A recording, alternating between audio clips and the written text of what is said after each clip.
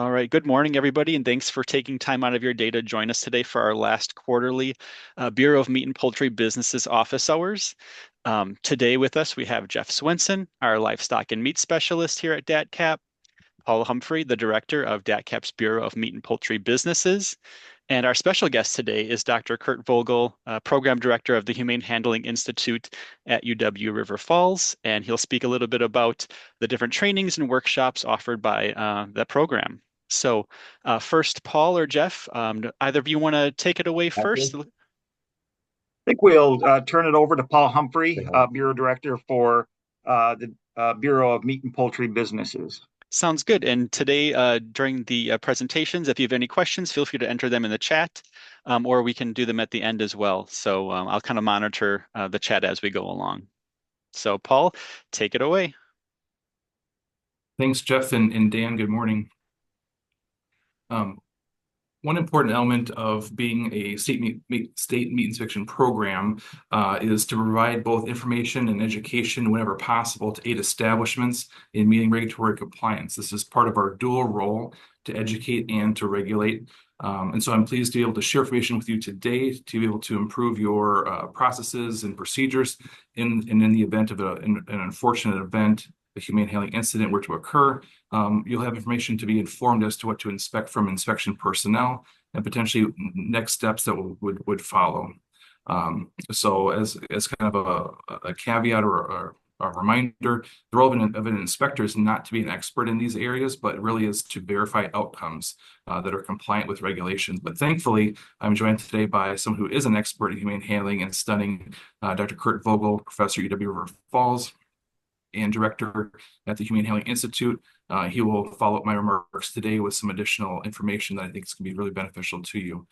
So most of my remarks are through the lens of a state meat inspection program. However, the processes, procedures, requirements that I'm going to be discussing are all analogous or identical to what you would experience in a federal meat establishment. So inspection personnel, when they're considering humane handling at a meat establishment, they're looking at a total of nine categories known as HATS categories, Humane Handling Activities Tracking System categories. So the focus of today, I'm going to focus on categories 8 and 9, stunning effectiveness and consciousness on the rail. All of this information, the link is provided there, is in FSIS Directive 6900.2 Revision 3, and that provides all the content for today's discussion. So HATS Category 8, Stunning Effectiveness. Inspection personnel here are verifying that the stunning method is effective in rendering the animal unconscious with a single stunning attempt, whether that be a firearm, a captive bolt, or an electrical stunning device. Some establishments also apply what is known as a security or safety stun, and this is an additional application to a already unconscious animal. And that is done at the discretion of the plant, and it's important for both establishment personnel and inspection personnel to know this distinction, that that's not an incident. It's actually a proactive measure to prevent the potential of an animal regaining consciousness. Under HATS Category 9, Consciousness on the Rail, inspection personnel here are verifying that the stunning blow, once delivered, renders the animal in a complete state of unconsciousness, and that the animal then remains unconscious throughout the entire shackling, sicking, bleeding process. So we're looking for animals to remain unconscious throughout. So some signs of a properly stunned animal is no righting reflex. So the animal is limp and not attempting to right itself or to stand back up, or is arching its head to try to regain its footing. Kicking is common in a properly stunned animal, so we do see that. The tongue is limp and straight. Sometimes it's trapped in the animal's mouth. Eyes are open with a blank stare. There's no natural blinking. There's no vocalization and no rhythmic breathing, though there are agonal gasps, which are signs of a normal dying brain. Signs of consciousness, on the other hand, these are things we don't want to see after the animal's been rendered unconscious, are animals that are now eye tracking. So their eyes are tracking movement in the room. They are exhibiting the righting reflex. They're trying to stand or are successful in standing. or they're intentionally vocalizing, and they're reactive to their surroundings. So it's what do we expect, or what happens next if things don't go as planned? So from the establishment perspective, the ideal is for the establishment employee to make an immediate, effective corrective action, right? So that's done without hesitation. That means that the sewing device is readily available, or an alternative method is readily available, and in significant periods of time are not elapsing in this process. So the employee is able to identify the need to apply a corrective action and is able to do so quickly and effectively. So if something were to occur of a significant nature, inspection personnel would then take what's known as a regulatory control action. So our staff are taught to do three things: tag, talk, and type. So they're going to stop the action, or make sure the animal is effectively rendered unconscious, that any kind of suffering is halted. They will apply a reject tag to pens, alleyways, the restrainer or equipment, to prevent its further use. They will then speak with the establishment personnel to explain their action and what that now means, that slaughter is halted. And then they will document their observations and actions in a narrative form known as a noncompliance. And again, depending upon the nature of what has transpired, the most common next step for our inspection staff is to contact the public health veterinarian for a discussion about next steps. In that discussion, they will evaluate whether the event is egregious or non-egregious, and then the appropriate next steps. So the veterinarian really drives that decision-making process with input from the in-plant inspection personnel. And kind of a note here towards the bottom, any livestock that have been slaughtered prior to the application of the tag may then continue out through the process of dressing and preparation under inspection, but no further animals can be stunned. So non-egregious, you heard me use that term. That's inhumane slaughter or handling causing injury or distress, but not of an egregious nature. And so in these cases, it would be like a non-egregious stunning failure, so an ineffective stunning attempt, however, followed up by an immediate corrective action, or more of a general humane handling noncompliance in one of the other HATS categories. Those things are typically resolved through a noncompliance record or an NR issued by inspection personnel. An egregious incident would be one where the act or condition results in severe harm to an animal. And so there are many things provided here as examples.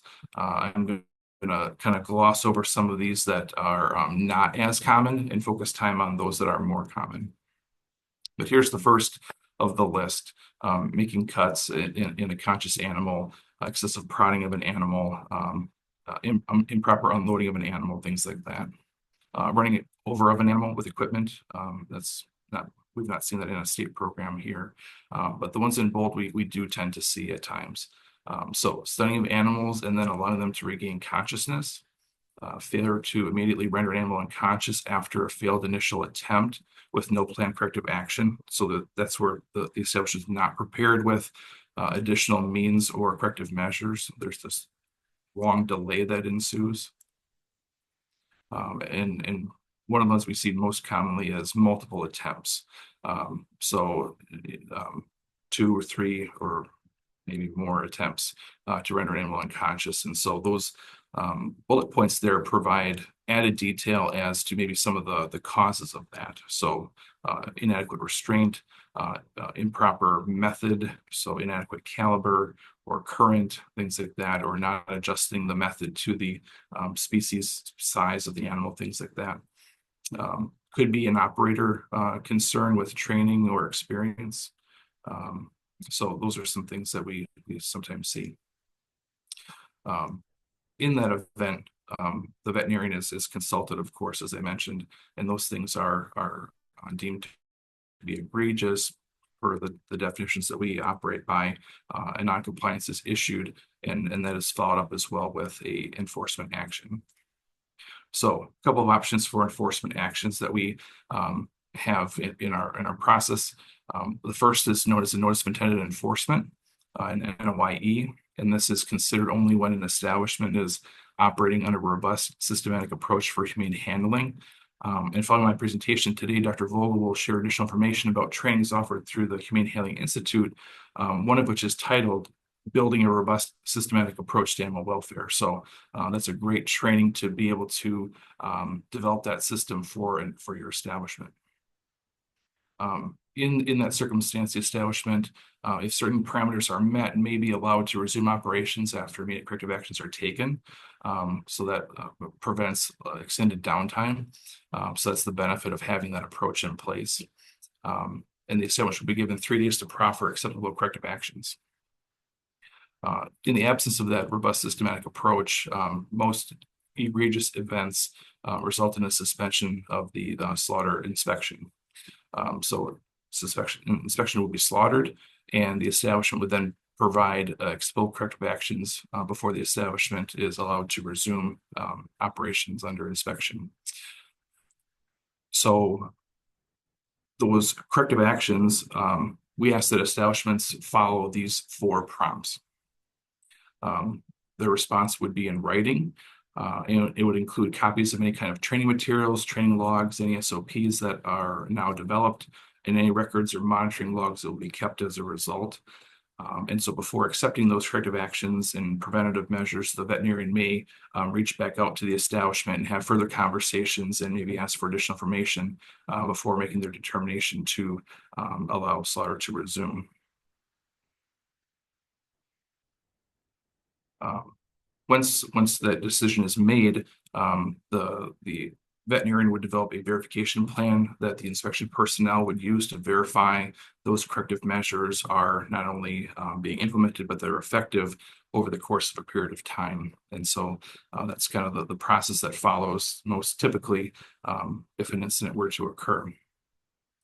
So as I kind of mentioned in the earlier descriptions of egregious, in my experience with the program the last 4 years, these tend to be the top 3 root causes that we tend to see. Probably the most significant is inadequate restraint. So making sure the animals are restrained properly to alleviate as much movement as possible that allows for an accurate and precise stun. The second root cause at times is operator error. So that's usually due to inexperience at times, or a backup device is not readily available, or it's the wrong, or likely to be the wrong charge or the wrong device for the specific age, species, or class of an animal. And lastly, equipment maintenance. So equipment that's not being maintained properly, or the charges have not been stored properly and are less impactful. So with today's discussion, I would encourage establishments to familiarize themselves with 9 CFR 313, the Humane Handling Regulations, as well as the Directive 6900.2 Revision 3, if you've not already done so. And from that, and from today's discussion, then take proactive measures to improve your processes, procedures, equipment, and training to further reduce the likelihood of an egregious incident at your establishment. I encourage establishments to tour other establishments and learn from others and seek out additional training when necessary, including really what I feel is high impact hands-on training that Dr. Vogel has developed with his team at the Humane Handling Institute, and those are currently offered at no charge. So that's why I really encourage establishments to take advantage of that. And we will hear more about that from Dr. Vogel, who is going to speak next. Awesome. Thank you, Paul. I appreciate all that information. Good reminders for a lot of the kind of standard procedures and things that the inspection staff see. Before we proceed to the next presentation, does anybody have any questions for Paul?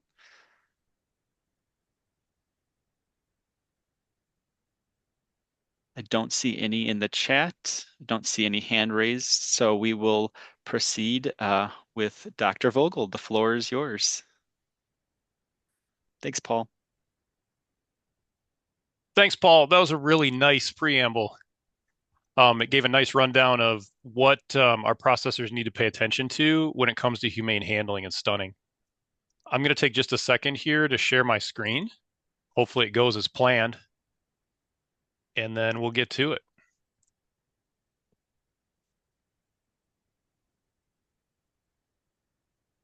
Let's see here.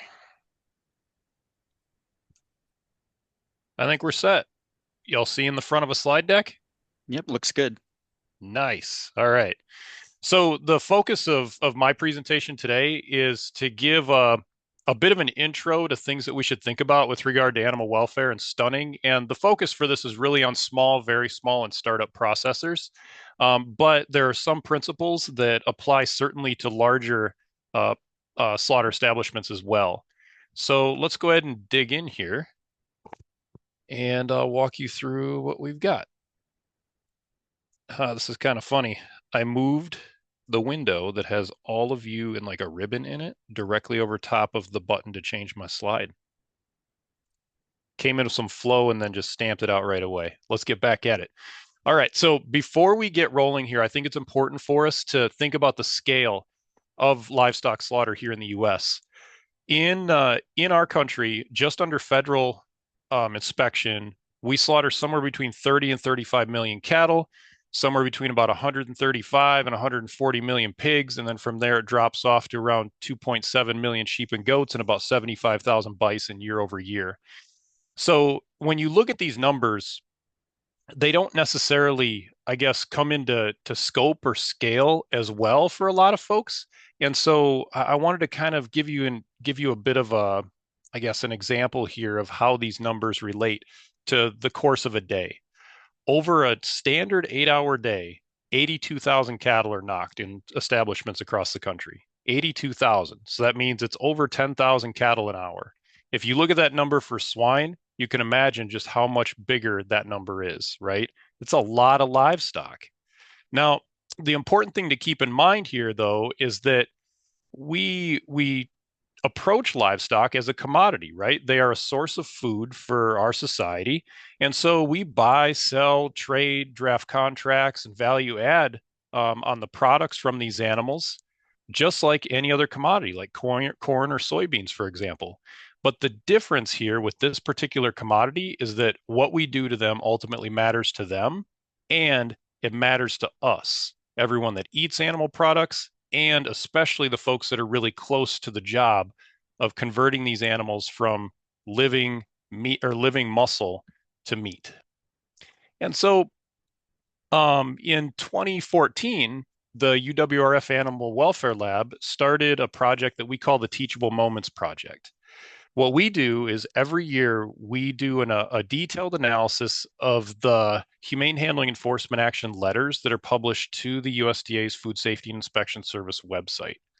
Every year we see approximately 70 to 100 of these letters that are published. These are the letters that plants will receive or establishments will receive when there's some violation of the Humane Methods of Slaughter Act and 9 CFR 313, the regulations that enforce it. This is the data from 2022, but it applies across all years. It's a very similar sort of story that we've seen over time, that the vast majority of enforcement actions involve cattle and pigs. Now, that doesn't mean that these are problem species. What it really means is that, or what it really reflects is that these are by far the most common species that we slaughter.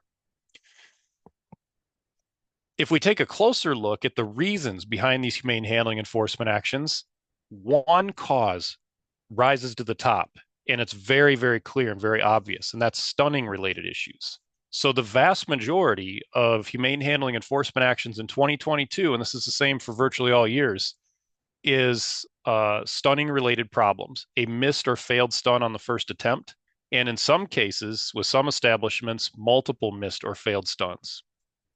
Now, there's more to this figure than what meets the eye when you take the first glance at it, because the blue category that's shown here that says multiple, that is a combination of stunning and handling related issues. So this would be a case where, let's say something happens like a steer is stunned, not rendered unconscious, and the plant proceeded to shackle. So the live shackling becomes a handling related issue. the missed stun is still a stunning related issue. That blue piece of the pie contains stunning in every single case. And so that makes the case for paying attention to stunning even more compelling. That in 2022, 96% of humane handling enforcement actions included stunning. And we could go so far as to say for most of those, stunning was actually the root cause that started the issue. With that information in mind, this is what prompted the development of the Humane Handling Institute. The Humane Handling Institute is a program that was developed here at the University of Wisconsin-River Falls starting in October of 2022 with funding support from the Department of Agriculture, Trade, and Consumer Protection through the Meat Talent Development Program. We took the data that we had been collecting from the Teachable Moments Project and the experiences that I had had as an industry consultant for a little over 10 years at that point, and we decided that the industry needed a formal training center for the humane handling and stunning of livestock, and not a place where we just stand there and talk at you, but a place where we stand shoulder to shoulder with you and put your hands on things and really help people to understand so that we can raise the tide.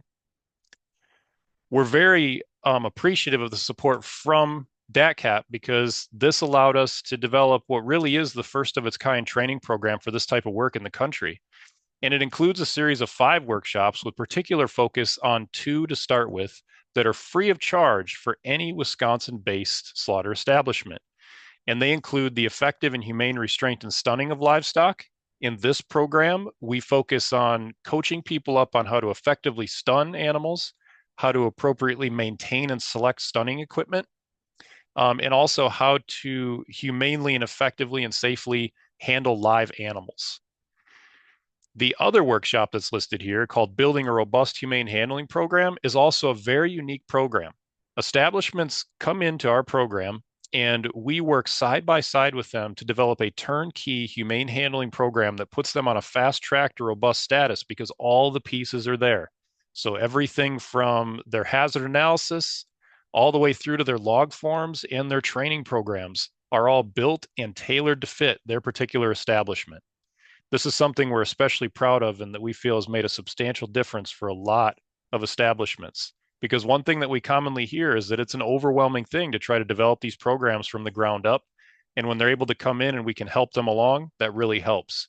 And the next piece to it that's really valuable is that every time we build one of these, we learn something more from the establishments that we've worked with, and we bake that into the cake for the next generations of these programs that we're putting out.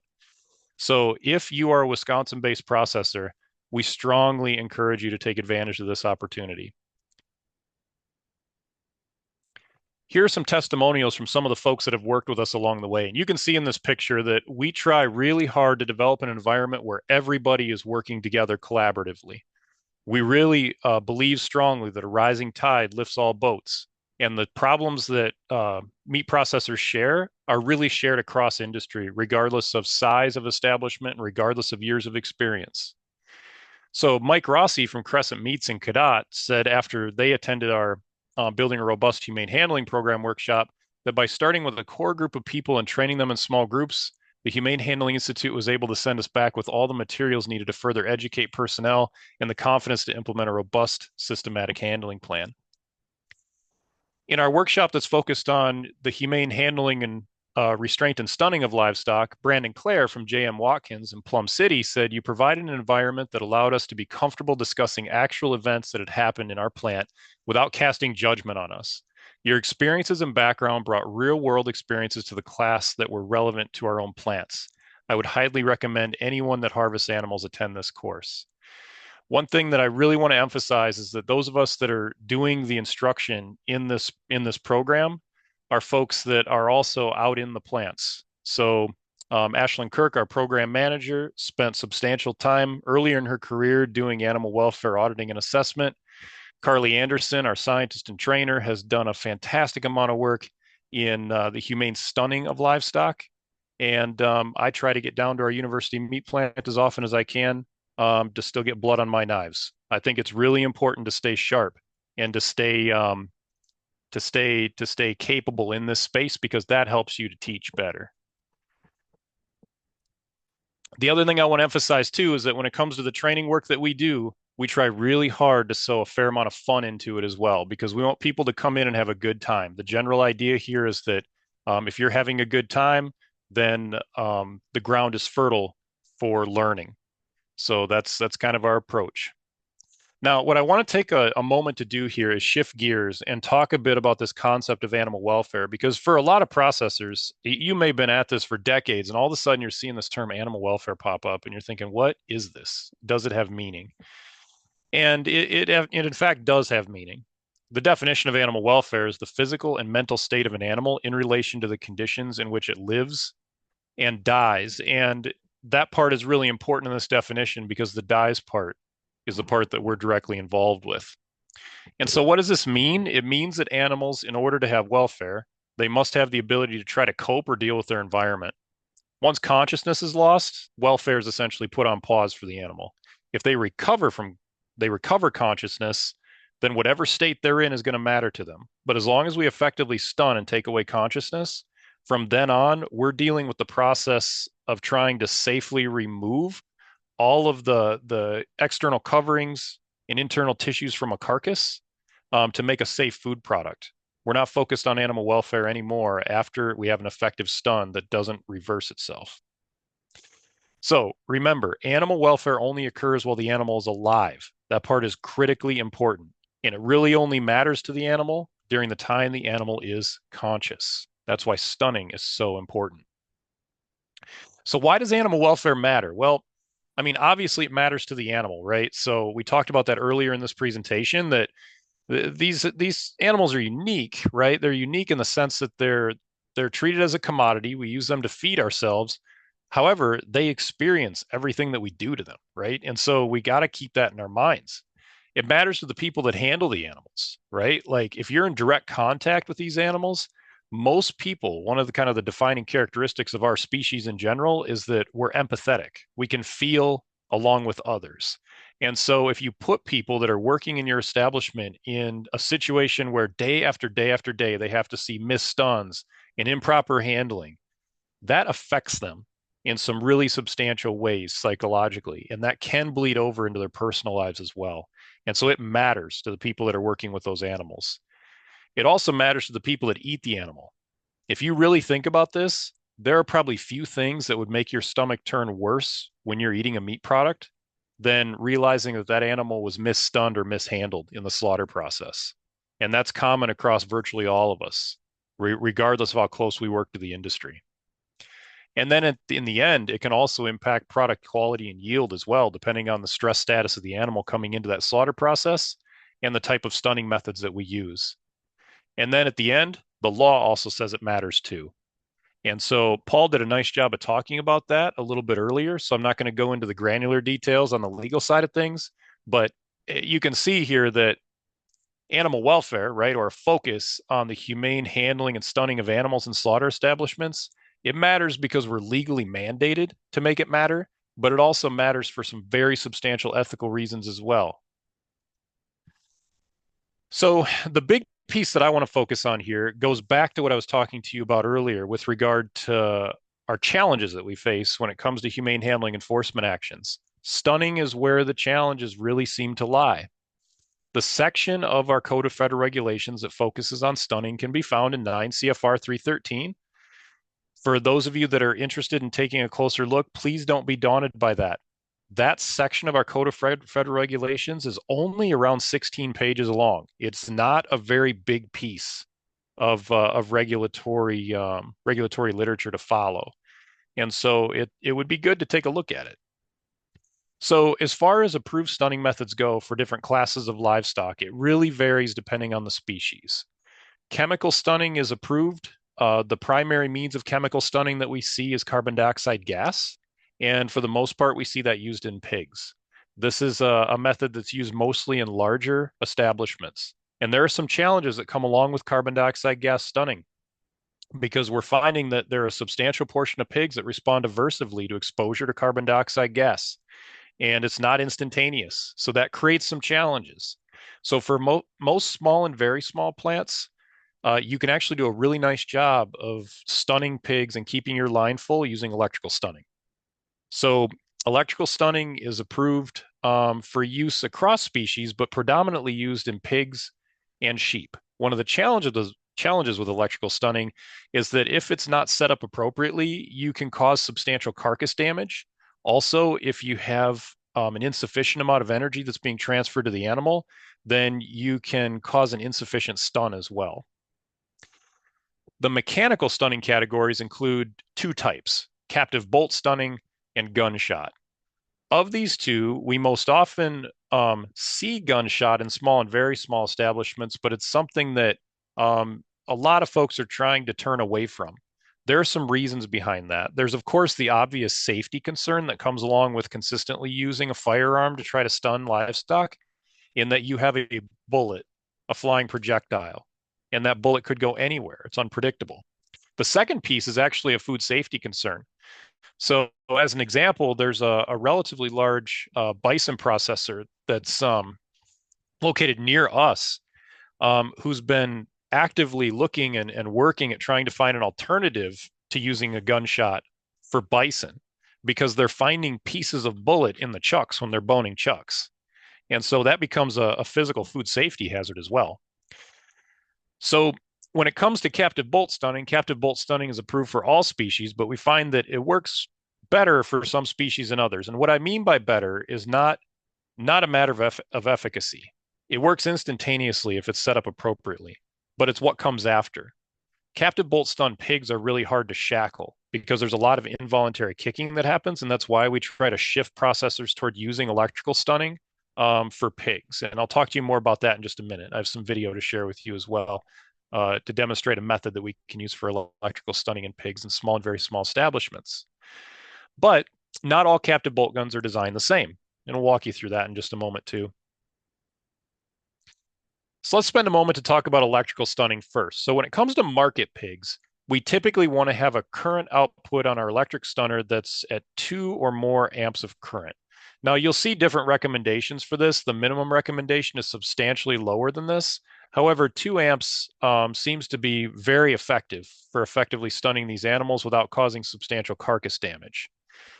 Usually you'll need a voltage of over 250 volts in order to make this happen, because the relationship between current and voltage are related to each other. So as you push voltage higher, if resistance stays the same, so if the pig stays the same, your amperage is going to climb or your current's going to climb as well. Now, recommendations say to apply this for at least 2 seconds. In small and very small plants, it's not uncommon to find them stunning for closer to 9 seconds or even a little more. That's not a substantial problem when it comes to animal welfare, but it can result in some meat quality issues, and so you just have to watch out for that. I would not suggest turning your stun duration down without paying close attention to the quality of the carcasses that are rolling off of your slaughter floor. If you don't have issues with broken bones or substantial blood splash or like petechial hemorrhaging where the blood vessels are rupturing, don't make your stun duration shorter. Let's see. Next thing I wanted to mention. It is very important to maintain these electrical stunners. For most small plants, they typically don't pay much attention to these machines until they break down. And when they break down, it's usually a catastrophic sort of thing. So there are some things you can do to make sure that these tools continue to operate well for you. One is take your transformer, so the main box, off of your slaughter floor before you do sanitation, because moisture is awful for these tools. Next thing, with your stunning wand, you want to make sure that the ends of the stunning wand are clean after every slaughter day. You can just hit these with a wire brush, like even a rotating wire brush wheel on like a bench grinder works really, really nice for cleaning these up. Also, the spurs that are on the end of these tools are actually really important because they help to penetrate through the skin to help to make a better contact with the pig for stunning. The spurs will wear down over time. So when people bring these tools into our workshops, we'll often help them to identify replacement spurs that they can put on, because we'll see them often worn all the way down to the point where the teeth are gone. At that point, the efficacy of those spurs is gone. So you got to keep these things clean. Also, it's not a bad idea to test these tools as well. You really can't do much testing under load with the type of stunner that's shown in the picture here. However, you can do some benchtop stunning, or excuse me, benchtop testing using a digital multimeter and some electrical tape. We have some methods for that with the Humane Handling Institute that we'd be happy to share with you. You're welcome to reach out and we can fill you in. So the way that electrical stunning works is it's going to cause a loss of consciousness by first passing an electric current through the brain, and that'll result in the induction of a grand mal epileptic seizure. Now, the issue we have with electrical stunning is that it's reversible. So if we only apply it to the head, then we can expect that that stun is only going to last for about 15 seconds. After that 15 seconds, the clock is really ticking on how long it's going to take for that animal to recover. More often than not, they will recover from a head-only stun. And so if you're going to use head-only stunning, you have to bleed them out almost instantly. It's actually recommended to include a step in your stun that also fibrillates the heart. So that's where electric current is passed through the heart or through the nerves that innervate the heart to cause the heart to lose its rhythmic beat. That piece is critically important, especially for small plants where hoist speed is a little slower. And so the suggested process that we recommend for most small and very small plants is to use a two-step head followed by heart stunning procedure. The way this works is you don't do anything to change your stunner settings. So the stun that you apply to the head, if it's effective, this works fine. You will stun the head first.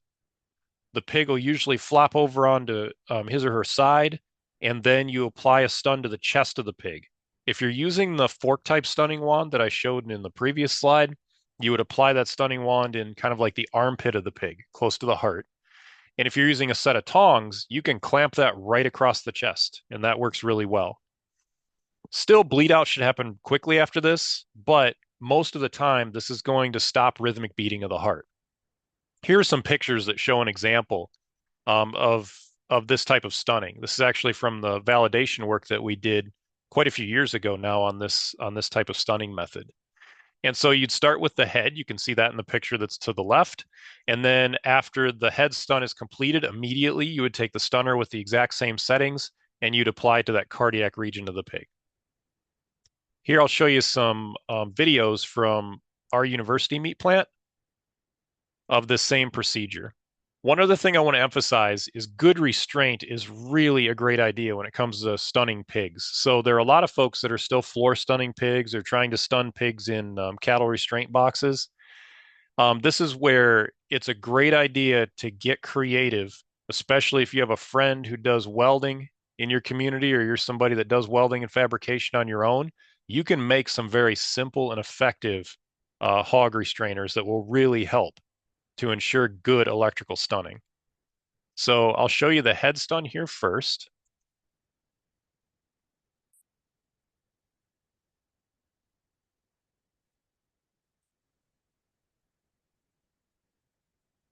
So in our establishment, we're using a prototype electric stunner that senses the pig in the circuit, and then it doesn't need a button to push to activate.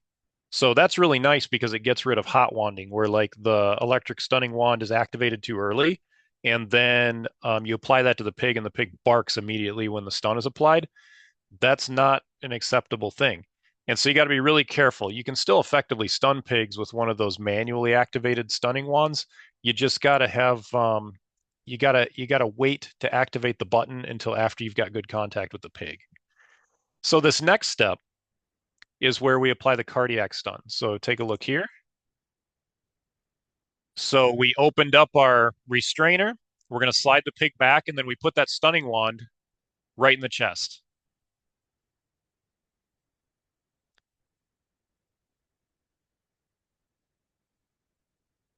There we go. So that's that two-step head and then heart procedure. It's really, really simple. And if you're somebody that's not doing this right now and you slaughter pigs and you want more guidance on it, reach out. Our contact will be at the end of this presentation. Next, I want to move on to captive bolt stunning. So when it comes to captive bolt stunning, there are a variety of different types that exist. So we'll start by talking about how they're powered. There are two primary power sources. We have pneumatic captive bolt stunners, and those are powered by compressed air. and cartridge-fired captive bolt stunners. Those are powered by a gunpowder charge. Both of these stunners are effective. Those power sources work equivalently well as long as they're set up appropriately, and we have the right amount of pressure in the case of air, or grains of gunpowder in the case of cartridge-fired tools in our load. Now let's focus on cartridge-fired tools in particular next. There are two primary, we could say, chassis for these stunning tools: the inline type and the pistol type. The inline type is like a long cylinder. The pistol type obviously looks like a pistol. Now, one important thing to note here is that inside of these tools is where things really matter. In the case of the pistol captive bolt stunner, those tools are always self-retracting. You can see a self-retracting bolt and buffer system in the lower right-hand corner of this slide. Notice all the buffers that are lined up on that bolt. In order for that tool to work, those buffers have to be compressed. So as the bolt is traveling down the barrel of the pistol, those buffers are getting compressed, and as they get compressed, they're absorbing kinetic energy that's being transferred from that detonated cartridge into that bolt. So those buffers slow the bolt and reduce the amount of power that can be transferred to the head of the animal. These types of pistol stunners, they work fine for animals that have thinner craniums, like sheep, for example, and even some younger goats. However, they're not a great choice for stunning cattle or for stunning pigs of any kind. So that's where we want to turn to the free flight configuration. So that free flight configuration is exclusively found in inline captive bolt stunners. There's one very important thing to keep in mind with this, though. The inline configuration also has a self-retracting option. So you have to watch out for that if you're in the market for a new captive bolt stunner. You need to make sure that you turn toward the free flight option. You can see how much bolt is exposed on that free flight option. That's length of bolt, where the bolt is flying down the barrel of that gun with nothing really resisting it. So those three buffers that are on that bolt are there to catch the bolt at the end of the barrel. What this does is it transfers really as much kinetic energy as we reasonably can over to the head of the animal. Something changed with my headset. Can you guys still hear me? Yeah, we can. Okay, I just wanted to make sure. All right. So the important take-home message here with these inline type stunners is if you're going to buy a cartridge-fired captive bolt stunner, it's a good idea to go toward the inline configuration, but watch out for the self-retracting feature. You do not need that. What you need is to transfer as much power to the head of the animal as possible. You do that with the free flight configuration with 3 buffers. Now, captive bolt stunning causes insensibility by passing a bolt through the skull and into the brain, regardless of the type of captive bolt stunner that you use. And that results in severe brain damage. You should bleed out within 30 or within 60 seconds if you can. Now, with that in mind, one thing that we do in our establishment and that we recommend for all small and very small establishments is to apply what Paul described earlier as a security knock or a security stun. In the case of all cattle that we slaughter in our university meat plant, we apply a security stun. We do that because it provides a greater level of safety for our workers. So we can give those animals a little extra time to settle in our restrainer before we open the restrainer up. That makes it safer when shackling happens. In the case of high throughput establishments where you're running with center track restrainers, that security stun may not be a necessary step, depending on how long of a stack you have of animals that are waiting to be stuck. But in small and very small plants, there's really not much reason to avoid using a security stun. If you're worried about the cost of that, we did the math on it, and detonating one additional gunpowder charge will cost you about 33 cents. And so if 33 cents is worth it for you to potentially have an issue with a return to consciousness problem in your establishment, then you may want to think very carefully about that. So the target is the brain in these animals, but in particular, we're focused on a structure called the thalamus. And the thalamus is located in kind of the lower central portion of the brain. I have a slide that'll show that in just a little while. But here you can see a cross section of a cattle head. So you can see the thickness of the bone. You can see the skin is actually relatively thin. And the brain in these animals is approximately the size of a grapefruit. So it's not extremely large. The structure you're trying to hit when you stun is about the size of a quarter. Here you can see a sheep and a goat head also cross-sectioned, so you can see where the brain is located. Notice how the thickness of the skull is substantially thinner in these species versus the cattle that we just looked at. That's what makes these animals much easier to stun with captive bolt in general, and where pistol actually gets the job done just fine. Now, in particular, we want to focus on this structure called the thalamus. We've highlighted the thalamus in these brains. So on the left, you can see the brain from cattle. And on the right, you can see a brain from a bison from some of the recent work that we've done on bison. One important thing I want to note here is that even though both of these animals are bovids, their brains are a little bit different actually in shape and structure and morphology. So the point, really, the take-home message with this is that bison are not just big-headed cattle. There are some differences there that we're trying to get our heads wrapped around yet at this point. So if you're somebody who works with bison in your establishment, please feel free to reach out. We're happy to provide guidance with the information that we've learned so far with the research work that we've done on stun placement for these animals. When it comes to sheep and goats, the appropriate location for stunning sheep and goats is at an intersection of two imaginary lines that are drawn from the outer corner of one eye to the base of the opposite ear. This is the only species, or these are the only species where we use the ear really as an indicator when it comes to food animals. So ears are off the table when we talk about stun placement in cattle. That's a source of some substantial confusion. You'd end up shooting straight down on this location. It looks, when you're like holding the animal's head, it looks like you're shooting directly down on the crest of the head. For people that were training to stun sheep for the first time, we actually encourage them to palpate the top of the sheep's head because you can actually feel a bulge in the top of the head where the brain is located. That brain's covered by approximately a quarter inch of bone. And so it's very easy for somebody to feel exactly where the brain is located. In the case of cattle, there are several recommendations that are out there depending on what you read. But the location that we've seen so far that seems to be most consistent in reaching the thalamus during captive bolt stunning is the top one in this picture. So this is the intersection of two imaginary lines that are drawn from the outer corner of one eye to the base of the opposite horn or pole. So remember, it's the outside of the eye and the opposite horn or pole. That will usually put you right where you need to be. Now, after we stun, it's important to check for signs of insensibility. The number one sign that we turn to when we're mechanically stunning is corneal reflex. Touch the eye. So the procedure that we do in our plant is we have our stunner operators touch every eye, touch an eye every time after they stun. So once you start to do that, it just becomes habit.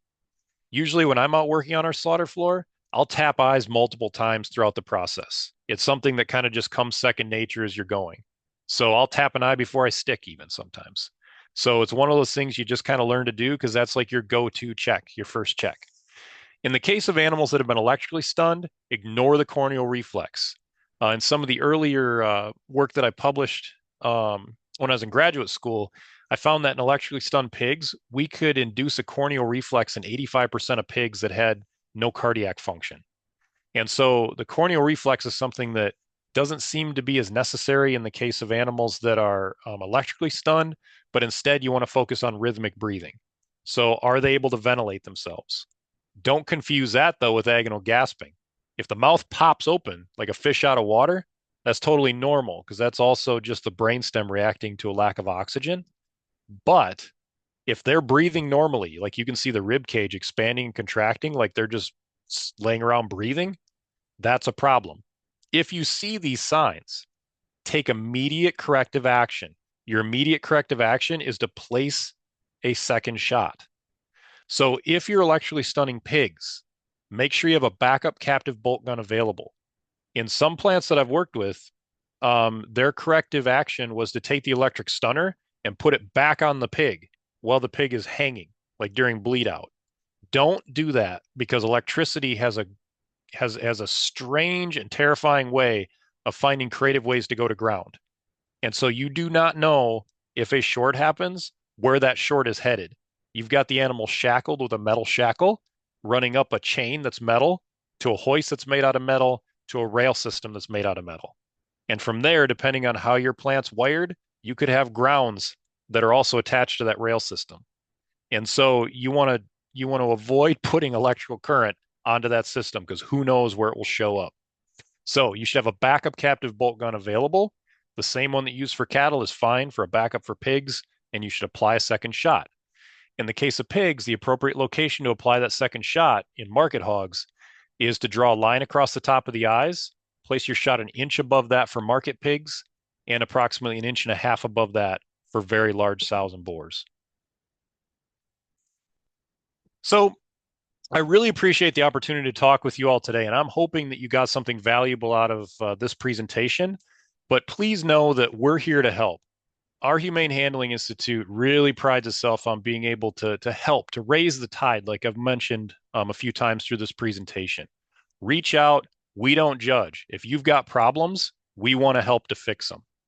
If you want to visit our website for more information, this QR code will take you there. So I'll leave this up for now, or you can visit our website. Our email is also here as well. So again, thank you all for the opportunity to join you.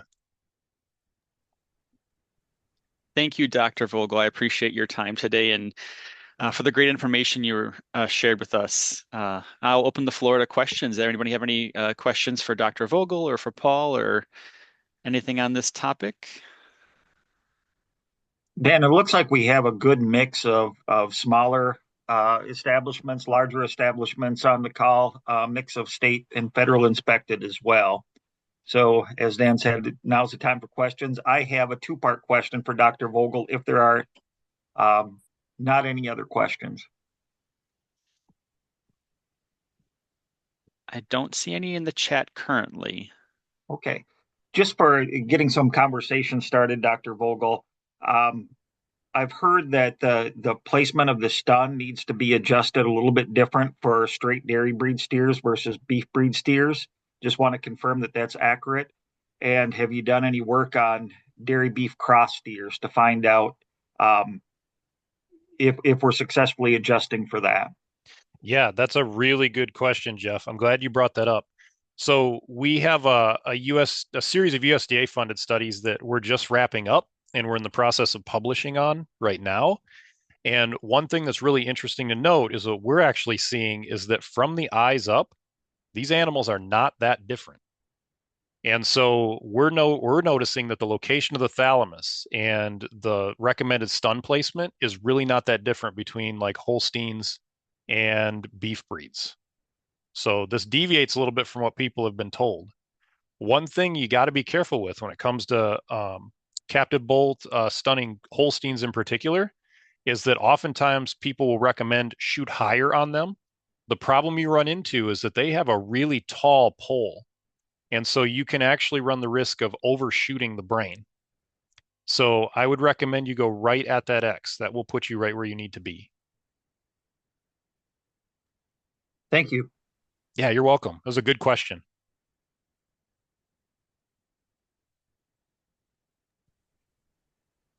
Any other questions folks may have? Feel free to unmute and ask or enter your questions in the chat.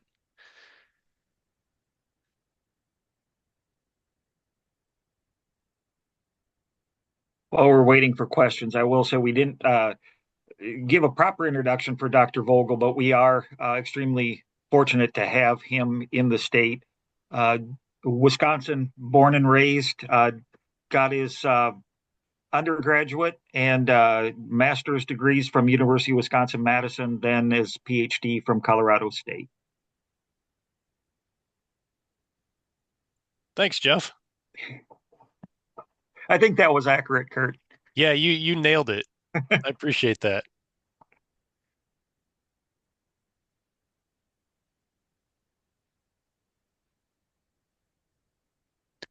I don't see any other questions coming in at the moment, but just want to remind folks that yeah, Dr. Vogel has his details up on the screen of how you can contact them if anything comes to mind after the session ends today. We'll also be sending out a copy of the recording along with the slide decks as well for your reference next week. Um, and always feel free to follow up with anything that comes to mind. And Dan, if it's one more thing, I'll give one more plug for Dr. Vogel's classes. Do you have any of the 2 sessions that are free of charge coming up late this year, early next year? Yeah, we've got I think we've got dates set for this spring. I think I saw Ashlyn on here. Ashlyn, I'm going to put you on the spot if you're in here. Do you happen to have those dates that we can throw those out there for folks?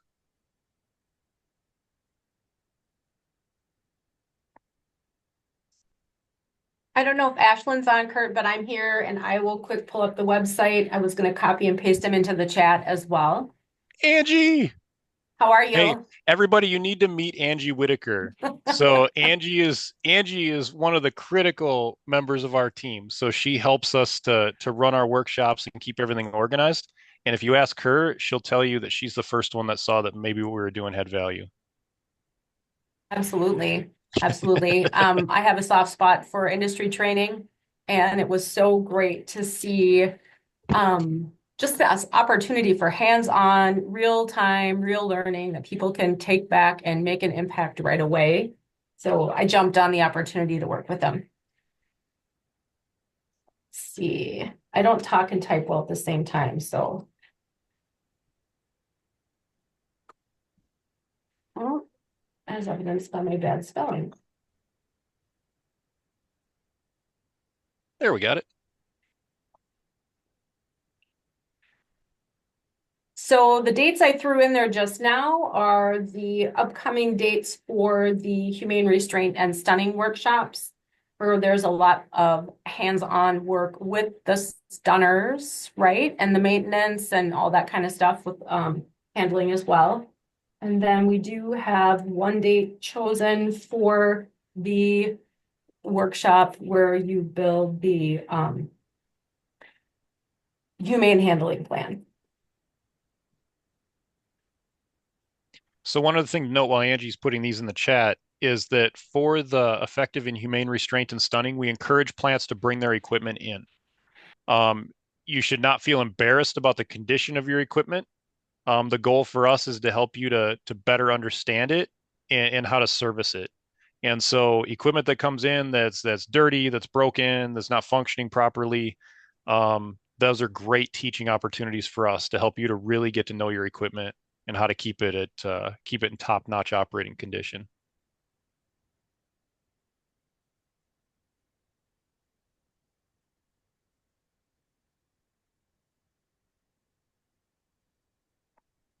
All right. Thanks, Angie. That was a big help. Yeah, One thanks other for thing those that I'll put a dates. little plug in for is that we do have a monthly newsletter that goes out, and I can put on our website, which I put a page link to. You can scroll toward the bottom and sign up for the newsletter. It says sign up for our mailing list. We don't really have a mailing list. We have a newsletter. And then there's also a button where you can request more information.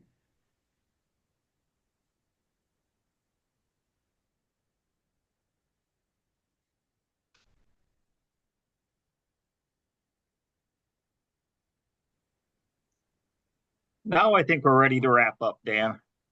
Sounds good. Well, thank you everybody for your time today. Thank you, Dr. Vogel, for speaking. Thank you, Paul. Thank you everyone for attending.